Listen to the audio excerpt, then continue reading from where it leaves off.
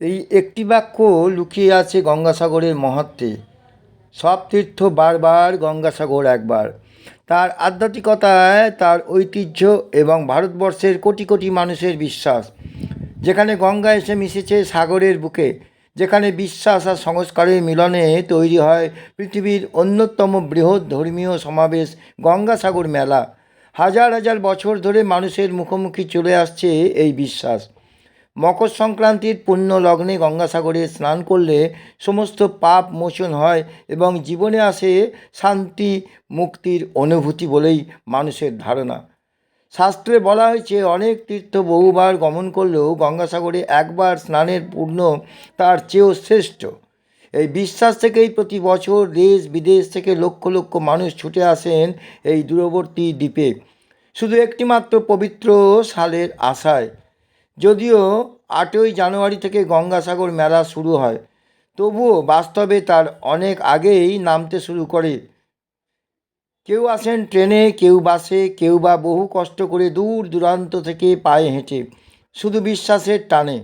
মেলা যত এগিয়ে আসে মানুষের সংখ্যা তত বাড়তি প্রশাসনিক নিরাপত্তাও। এই বিপুল জনসমাগম সামাল দিতে এবছর প্রশাসনের পক্ষ থেকে প্রচুর পরিমাণে ভেসেলের ব্যবস্থা করা হয়েছে Kakdwip lot number Haru point এক সপ্তাহ আগে থেকেই। এখন থেকে পুলিশি, সিপি, ডিফেন্স, বিপর্যয় মোকাবিলা বাহিনী, স্বাস্থ্যকর্মী, স্বেচ্ছাসেবকদের 24 ঘন্টা প্রস্তুত রাখা হয়েছে। শুরু হয়েছে লক্ষ লক্ষ মানুষের গঙ্গাসাগরে আসা।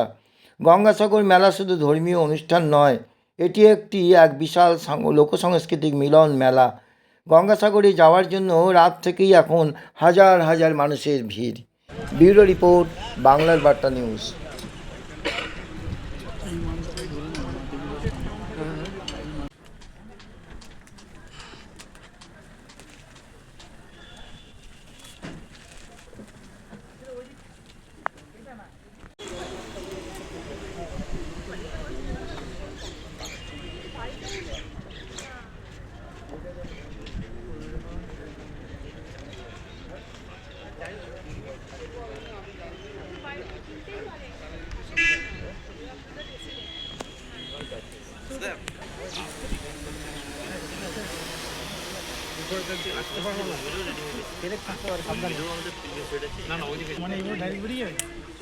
হ্যাঙ্গার, তারপরে ওই পঞ্চায়েত সমিতি কলেজগুলো দেখার পরে তারপরে পিএইচতে যাবে স্যার। হ্যাঙ্গারগুলো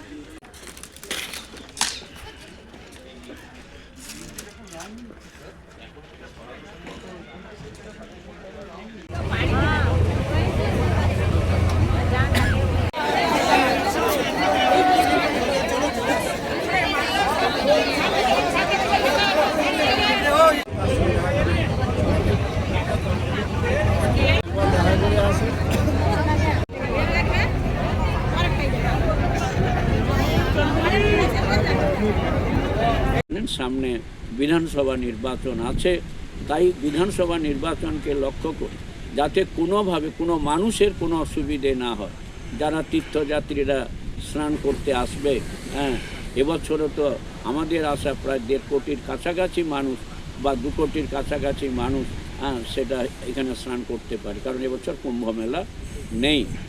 অতএব আমাদের এইটুকু আপনাদের বলতে পারি, বাংলার মুখ্যমন্ত্রী মমতা বন্দ্যোপাধ্যায় এবং আমাদের প্রিয় সাংসদ অভিষেক বন্দ্যোপাধ্যায়ের তাদের দৃষ্টি রয়েছে এই গঙ্গাসাগর মেলার সামগ্রিক কিভাবে ডেভেলপ করা যায়, এবং গঙ্গাসাগর মেলাকে নিয়ে তারা প্রতিনিয়ত মনিটরিং করছেন।